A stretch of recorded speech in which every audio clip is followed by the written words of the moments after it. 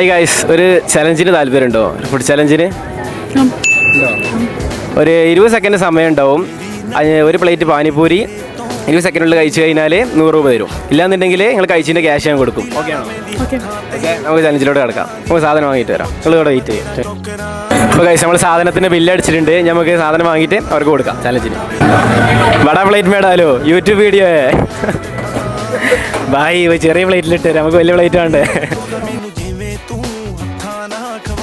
അപ്പോൾ സാധനം നമ്മൾ കൊണ്ടുവന്ന് വെച്ചിട്ടുണ്ട്. 20 സെക്കൻഡ് ടൈമർ നമ്മൾ ഈ ഫോണിൽ വെക്കും. ഓക്കെ അല്ലേ? Your time starts now. Okay, കഴിച്ചോളൂ.